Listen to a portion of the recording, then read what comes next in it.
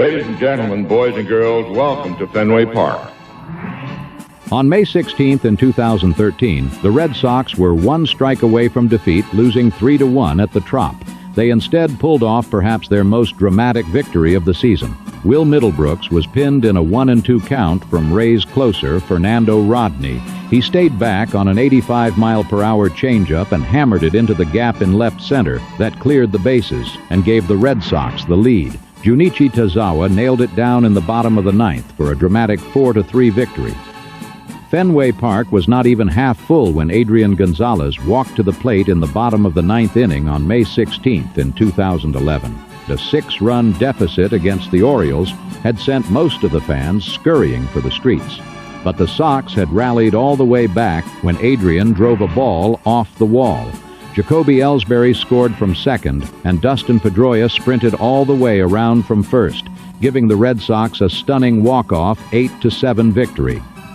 The 1967 Red Sox were saluted May 16, 1992, on their 25th anniversary. George Scott then led the 67 Sox old-timers as they beat the 67 Upper Deck Heroes team, which included Lou Brock and Curt Flood, 3-0 in an exhibition game at Fenway.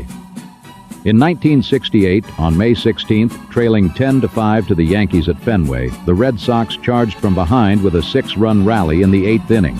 They tied the score when Dalton Jones scored on a long sacrifice fly with the bases loaded at 10-10 as Reggie Smith legged it to third. Then Dick Williams flashed the squeeze sign to Jerry Adair.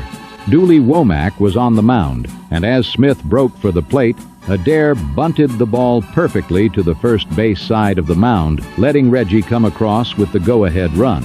Finally, after giving up a hit to Mickey Mantle in the ninth, Lee Stang got a double play to earn a phenomenal save to a great win.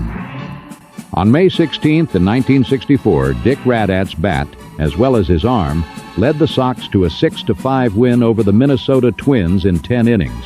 Down 5-4, the Sox tied the game in the ninth inning when Dick Williams brought in Tony Conigliaro with a single to left. That tied the game. Radatz then came in to pitch the 10th inning and rubbed out Tony Oliva, Bob Allison, and Jimmy Hall in succession. After the Sox loaded the bases in the bottom of the 10th, up came Radatz. He took 2 quick strikes and then lofted a bloop single that landed between Oliva and second baseman Bernie Allen in short right field, scoring the walk-off game winner. In a doubleheader at Detroit on May 16, 1954, Ted Williams put on a show. After going 3 for 4 in the first game and driving in 2 runs, Ted proceeded to go 5 for 5 with a double and 2 homers that produced and 5 RBIs. The Sox lost both games, but the story of the day was Ted.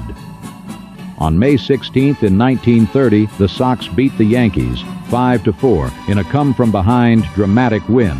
Bill Dickey's homer in the ninth had tied the game for the Yanks at 4 apiece. Then, in the bottom of the ninth, the Sox rallied and came back. With Russ Scarrett on first, Bill Sweeney connected for a blast to deep center that allowed Scarrett to come all the way around to score the walk-off winning run. At Braves Field, Mel Ott hit for the cycle in the Giants 5-4, lost to the Braves on May 16, 1929. Ott's home run in the 7th inning landed halfway up in the jury box, the longest home run ever hit to that section.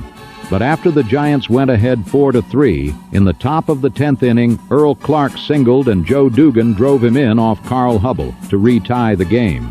Freddie McGuire then blasted a line drive to right center, driving home Dugan with the walk-off 5-4 game winner. Finally, on May 16th in 1871, the first professional game ever played in Boston took place at the Walpole Street grounds. The Troy Haymakers beat the Red Stockings, later to be the Braves, 29-14.